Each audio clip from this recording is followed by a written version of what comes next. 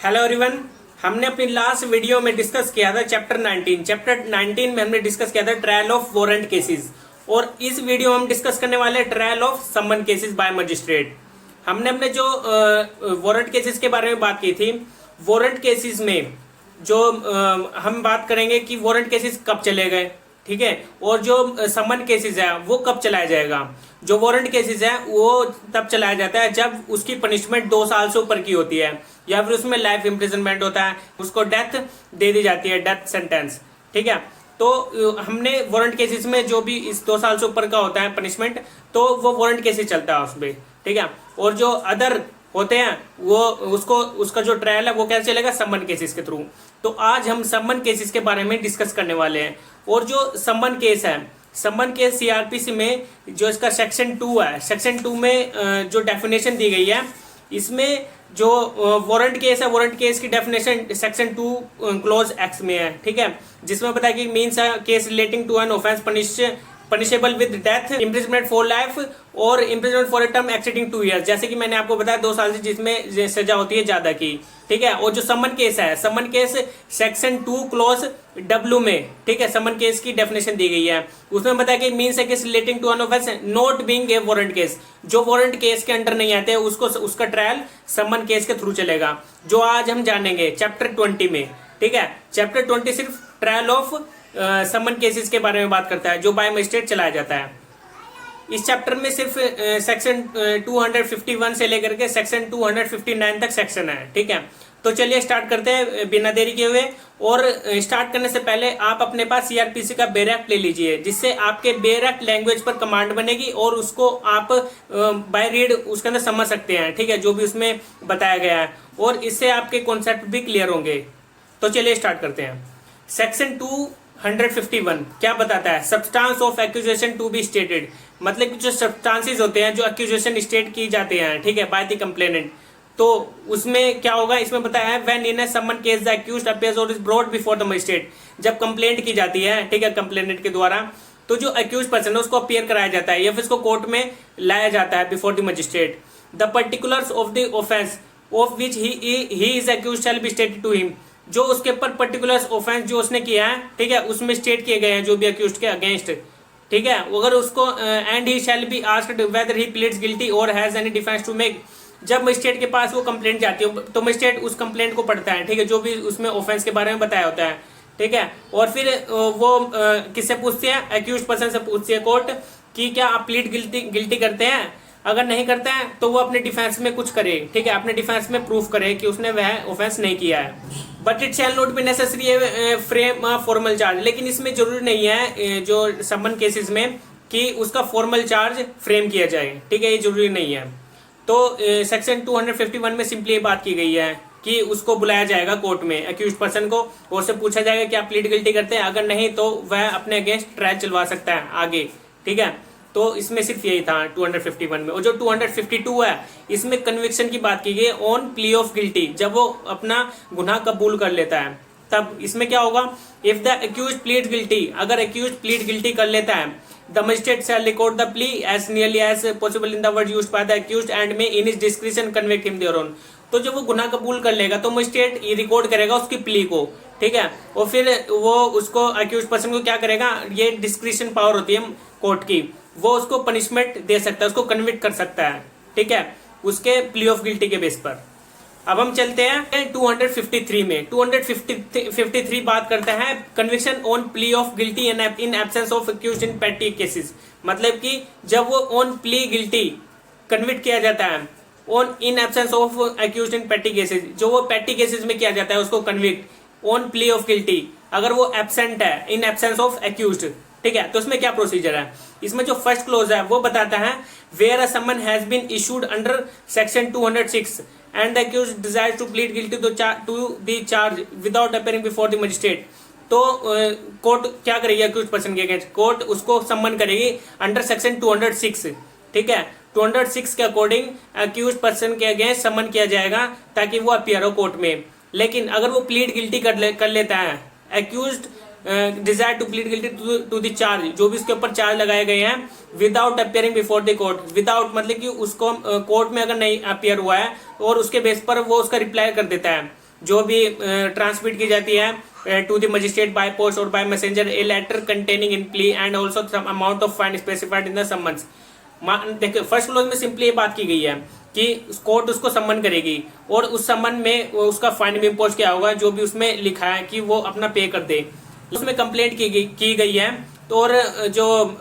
Complainant ने क्या करता है, जो भी उसमें उसके अक्यूज पर्सन के अगेंस्ट जो कंप्लेंट की थी, अगर वो उस पर क्या कर लेता है, प्ली गिल्टी कर लेता है अपने आप को, वो मान लेता है अक्यूज पर्सन कि हाँ मैंने किया था, तो वो साथ के साथ उसको बाय पोस्ट किसको, टू दी मजिस्ट्रेट अपना फाइन जो भी उसके ऊपर लगाया गया था, जो भी स्पेसिफाई किया गया था संबंध में, वो उसको पे करेगा। ठीक है, अंडर इसके अंदर जो फर्स्ट क्लोज है सिंपली यही बताता है। और जो सेकंड क्लोज है, the magistrate may in his discretion convict the accused in his absence. तो मजिस्ट्रेट के पास ये डिस्क्रिशनरी पावर है कि वो कन्विक्ट कर सकता है अक्यूज पर्सन को इन इज एब्सेंस, उसकी एब्सेंस पे, on is plea of guilty and, मतलब कि प्ली ऑफ गिल्टी के बेस पर, एंड सेंटेंस हिम टू पे the fine specified in the summons, जो स्पेसिफाई किया गया था फाइन इन द समन्स, तो उसके बेस पर उसको सेंटेंस दे सकता है। ठीक है, किस लिए, पे करने के लिए फाइन को। And the amount transmitted by the accuse shall be adjusted toward that fine, और जो अक्यूज के अगेंस्ट जो फाइन इंपोज किया गया था उसको एडजस्ट किया जाएगा टुवर्ड्स दैट फाइन, उसको एडजस्ट किया जाएगा। ठीक है, और where a pleader authorised by the accused in his behalf plead guilty on behalf of the accused, और जो प्लीडर है वो ऑथराइज किया जाता है बाय द अक्यूज्ड। ठीक है, तो अपने बिहाफ पे प्लीड गिल्टी करता है ऑन बिहाफ ऑफ द किसके, जो उसने वकील अपना किया है। ठीक है, उसके बेस पर वो मतलब या पीएन नहीं होता, वो अपने वकील को ऑथराइज कर देता है कि आप जाकर प्ली गिल्टी कर लीजिए मेरी जगह पर। ठीक है, तो वो उसका प्लीडर कर सकता है। The magistrate shall record the plea, और जो मजिस्ट्रेट है उसकी प्ली को रिकॉर्ड करेगा as nearly as possible in the words used by the pleader and में, जो भी प्लीडर ने उसमें अपने वर्ड्स कहे होंगे। ठीक है, उसके बेस पर in his discretion convict the accused on such plea and sentence him as aforesaid. तो कोर्ट अपने डिस्क्रिप्शन पावर के थ्रू क्या कर सकता है, अक्यूज पर्सन को कन्विक्ट कर सकता है ऑन सच प्ली, जो भी उसने अपनी गुनाह को कबूल किया है, एंड सेंटेंस हिम एज एफोरसेड, और उसको सेंटेंस ग्रांट कर सकता है अक्यूज पर्सन को। तो सेक्शन 253 सिंपली यही बताता है। ठीक है, और अब हम चलते हैं 254 बात करते हैं प्रोसीजर व्हेन नॉट कन्विक्टेड, मतलब कि प्रोसीजर क्या चलेगा जब अक्यूज पर्सन को कन्विक्ट नहीं किया जाता है, तब क्या होगा। इसमें फर्स्ट क्लोज है, if the magistrate does not convict the accuse under section 252 और सेक्शन 253, जब मजिस्ट्रेट कन्विक्ट नहीं करता अंडर सेक्शन 252 और सेक्शन 253, हमने क्या पढ़ा था इसमें 252 और 253 में, जब वो प्ली गिल्टी कर लेता है अपने आप को। ठीक है, मान लेता है कि हाँ ये ऑफेंस मैंने किया है, तो उसके बेस पर उसमें मजिस्ट्रेट क्या करेगा, magistrate shall proceed to hear the prosecution and take all such evidence as may produced in the support of the prosecution and also to hear the accused and take all such evidence as he produced in his defence. तो इसमें magistrate जब convict करता है अपने आप को accused under section 252 और section 253, तो मजिस्ट्रेट प्रोसीड करेगा आगे, किस लिए, जो प्रोसिक्यूशन है उसके एविडेंस लेगा। ठीक है, उसको प्रोड्यूस करने के लिए बोलेगा एविडेंसेस को इन सपोर्ट ऑफ द प्रोसिक्यूशन, और जो अक्यूज पर्सन है और फिर उसको बोलेगा कि आप अपने एविडेंस दें इन इस डिफेंस, अपने डिफेंस में प्रोड्यूस करें एविडेंस। ठीक है, और इसमें फर्स्ट क्लोज में सिंपली यही था। और जो सेकंड क्लोज है, द मजिस्ट्रेट में इफ ही थिंक्स फिट, अगर मजिस्ट्रेट को ये ठीक लगता है, on the application of the prosecution और द अक्यूज्ड, जो भी एप्लीकेशन दी गई है बाय द प्रोसिक्यूशन और बाय द अक्यूज्ड,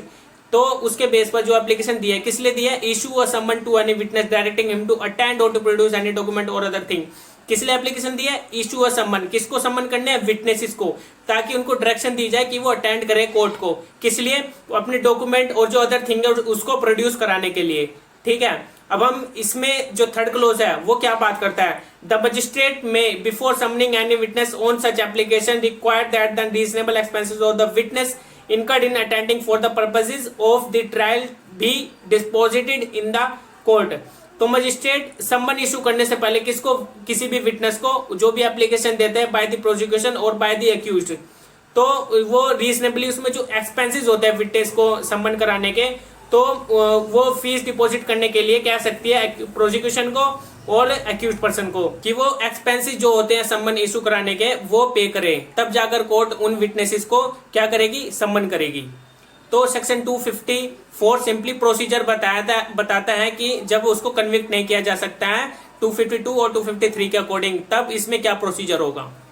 अब हम चलते हैं सेक्शन 255 सिंपली एक्विटल और कन्विक्शन की बात करता है, मतलब कि उसको एक्विट कर दिया जाता है, बरी कर दिया जाता है, या फिर उसको कन्विक्शन दी जाएगी। ठीक है, तो ये लास्ट स्टेज में आता है जब उसका डिसीजन आता है कोर्ट का। अब इसमें जो फर्स्ट क्लोज है वो बताता है अगर मजिस्ट्रेट जो एविडेंस ले रहा है अंडर सेक्शन 254, ठीक है, और वो फर्दर एविडेंस कह सकता है आगे, किस लिए आगे, मतलब कि उसको केस को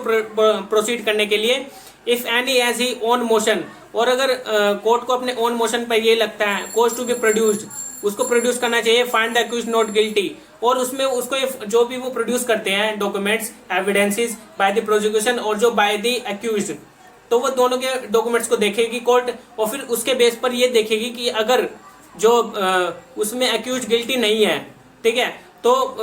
मजिस्ट्रेट क्या करेगा, रिकॉर्ड करेगा एक ऑर्डर ऑफ द एक्विटल, मतलब कि ऑर्डर देगा एक्विटल का, किसके फेवर में, अक्यूज के फेवर में, ताकि उसको बरी कर दिया जाए, क्योंकि उसके अंदर जो भी प्रोड्यूस किए गए थे डॉक्यूमेंट्स या एविडेंस बाय द प्रोसिक्यूशन और द अक्यूज, तो उसमें कोई भी फाइंड ऐसा नहीं होता है कि जो अक्यूज है वो गिल्टी है, ठीक है। तो फर्स्ट क्लॉज सिंपली बताता है कि वो ऑर्डर दे सकता है एक्विटल का,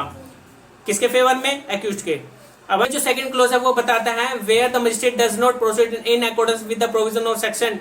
325 और सेक्शन 360, तो मजिस्ट्रेट प्रोसीड नहीं करेगा accordance with the provision of section 325 और सेक्शन 360 के अकॉर्डिंग, जो भी इसमें प्रोविजन बताए गए। तो he shall if he find the accused guilty pass sentence upon him according to law, अगर वो मजिस्ट्रेट को लगता है कि जो अक्यूज है वो गिल्टी है, ठीक है, तो पास कर सकता है sentence upon him according to law, according to law उसको सेंटेंस सुना सकता है, पास कर सकता है बाय द मजिस्ट्रेट, तो अगर अक्यूज गिल्टी माना जाता है तो। लेकिन इसमें सेक्शन प्रोसीड नहीं होगा accordance of the provision of section 325 और सेक्शन 360 के अकॉर्डिंग। अब हम इसमें जो थर्ड क्लोज है वो पढ़ेंगे, वो बताता है ए मजिस्ट्रेट में अंडर सेक्शन 252 और section 255 convict the accused of any offence triable under this chapter which from the facts admitted or proved he appears to be committed whatever may be the nature of the complaint or summons if the magistrate is satisfied that the accused would not be prejudiced thereby। तो जो third close है वो simply बताता है कि जो magistrate है under section 252 और जो सेक्शन 255 का हमने जो अभी सेक्शन पढ़े हैं, तो इसके अकॉर्डिंग अगर अक्यूज है उसको कन्विक्ट किया जाता है ऑफ एनी ऑफेंस जो ट्रायबल है, ठीक है, जिसको चलाया जाएगा under this chapter which from the facts admitted, अगर वो फैक्ट्स एडमिट करता है कौन, अक्यूज पर्सन, और prove he appears to have been committed, और वो प्रूव भी करता था और उसको प्रूव हो जाता है कि किसके बेस पर, डॉक्यूमेंट्स के बेस और एविडेंस के बेस पर, और वो प्रूव हो जाता है और अपीयर होता है कोर्ट को कि उसने वह कमिट किया ऑफेंस। तो what ever may be the nature of the complaint और समन, जो भी नेचर होता है कंप्लेंट और समन का, if the magistrate is certified that the accused would not be prejudiced thereby, तो उसमें मजिस्ट्रेट को सेटिस्फाइड जो होता है that the accused would not be prejudiced, मतलब कि अक्यूज्ड प्रिजुडाइज्ड नहीं है, ठीक है, देयरबाय। तो इसमें थर्ड क्लोज में सिंपली ये बात की कि उसको कन्विक्ट किया जा सकता है अक्यूज्ड को ऑफ एनी ऑफेंस, जो भी अंडर सेक्शन 252 और जो सेक्शन 255 के अकॉर्डिंग जो हमने अभी पढ़ा है, ठीक है, जो भी हमने ऊपर सेक्शन क्लोज के 255 के 2 क्लोज पढ़े हैं, इसमें ये हम थर्ड क्लोज पढ़ रहे हैं 255 का, ठीक है। तो अब हम आगे चलेंगे सेक्शन 256 बात करता है नॉन अपीयरेंस और डेथ ऑफ कंप्लेनेंट, मतलब कि जो अपीयरेंस, नॉन अपीयरेंस और मतलब कि जो कंप्लेंट है, जिसने कंप्लेंट की है, जिसको इन्फॉर्मेंट भी कहा जाता है, तो अगर वो अपीयर नहीं होता है, ठीक है, या फिर उसकी डेथ हो जाती है कंप्लेंट की, तो उसके केस में क्या होगा। इसमें जो फर्स्ट क्लोज है, if the summon has been issued on complaint, जब कंप्लेनेंट कंप्लेंट करता है तो उसके बाद कोर्ट उस कंप्लेनेंट को बोलेगी कि आप अपीयर हो, उसको सम्मन करेगी कंप्लेनेंट को, ठीक है, and on the day appoint for the appearance of the accused, और डे फिक्स करती है court for the appointment for the appearance of the accused, किसके लिए, अक्यूज को अपीयरेंस के लिए, और तब कंप्लेनेंट को भी अपीयर होना होगा जब अक्यूज अपीयर होता है तो, ठीक है, और any day subsequent day to which the hearing may be adjourned, और अगर जो कंप्लेनेंट था अगर वो अपीयर नहीं हो पाता है तो जो मजिस्ट्रेट है वो उसको एडजर्न कर देगी उस हियरिंग को, ठीक है, उसको अपनी नेक्स्ट डेट दे देगी उसमें। The complainant does not appear, अगर कंप्लेनेंट अपीयर नहीं होता है तो the magistrate shall not with standing anything herein before contained acquit the accused unless for some reason if he thinks fit proper to adjourn the hearing of the case to some other day, मतलब कि accused जो है उसको equity कर देगी जब appear नहीं होता है कंप्लेनेंट, और उसमें अपने रीजन देगी प्रॉपर कि उसने एडजर्न क्यों की थी हियरिंग को of the case to some other day, ठीक है, तो वो उसमें अपनी नेक्स्ट डेट देता है हियरिंग के लिए, या फिर एक्विट को जो अक्यूज है उसको एक्विट भी कर सकती है। और इसमें जो प्रोवाइसो है, प्रोवाइसो बात करता है provided that where the complainant is represented by a pleader और by the officer conducted the prosecution or where the magistrate is of opinion that the personal attendance of the complainant is not necessary, the magistrate may dispense with the attendance and proceed with the case। तो proviso simply बताया था कि जो complainant अगर appear नहीं हो पाता है तो वो अपने किसी प्लीडर के थ्रू, ठीक है, या फिर किसी अदर प्रोसिक्यूशन मतलब अदर पर्सनल अटेंडेंस के थ्रू, तो इसमें प्रोवाइजो में सिंपली बात की अगर कंप्लेनेंट अपियर नहीं हो पाता है बिफोर द कोर्ट, तो जो कंप्लेनेंट है, कंप्लेनेंट अपना बाय प्लीडर अपने वकील को भेज सकता है अपनी जगह, या फिर अपने ऑफिसर जो भी उसने अपॉइंट किया है उसको, ठीक है, कंडक्टेड द प्रोसिक्यूशन, ताकि वो कंडक्ट करे प्रोसिक्यूशन को। वेयर द मजिस्ट्रेट, अगर मजिस्ट्रेट को ये लगता है कि जो उसके पर्सनल अटेंडेंस है, ठीक है, वो जरूरी नहीं है, तो उसके बेस पर उसको अलाउ कर देगी कंप्लेनेंट को कि आप अपने वकील के थ्रू अपियर हो सकते हैं, ठीक है। तो प्रोवाइजो सिंपली ये बताता है। और जो सेकंड है द प्रोवाइजो ऑफ सबसेक्शन 1, जो भी हमने सबसेक्शन 1 का प्रोवाइजो पढ़ाया है प्लीडर से related, shall so far as may be also to cases where the non appearance of the complaint is due to his death. अगर जो अंडर सबसेक्शन 1 अगर जो कंप्लेनेंट अपियर नहीं हो पाता है, किसके बेस पर, अगर उसकी डेथ हो जाती है तो उसकी जो डेथ हो जाती है उसके बेस पर भी उसका अंडर सबसेक्शन 1 के अकॉर्डिंग उसका प्रोसीजर चलेगा, ठीक है। तो उस हियरिंग को एडजर्न कर दिया जाएगा बाय द कोर्ट, या फिर एक्यूज पर्सन को एक्विट कर दिया जाएगा। तो इसके अंदर 256 के अंडर सिंपली ये बात की गई है नॉन अपीयरेंस से रिलेटेड जो कंप्लेनेंट है। अब हम चलते हैं सेक्शन 257 विड्रॉल ऑफ कंप्लेंट, मतलब कि विड्रॉ की जा सकती है कंप्लेंट बाय द कंप्लेनेंट, ठीक है, बाय द कंप्लेनेंट ही हो सकते हैं विड्रॉल। तो वो क्या होगा इसका procedure? If A complainant at any time before A final order is passed in any case under this chapter, मतलब कि जब complainant at any time before A final order is passed, मतलब कि जो फाइनल ऑर्डर है अगर वो पास होने से पहले, ठीक है, अंडर दिस चैप्टर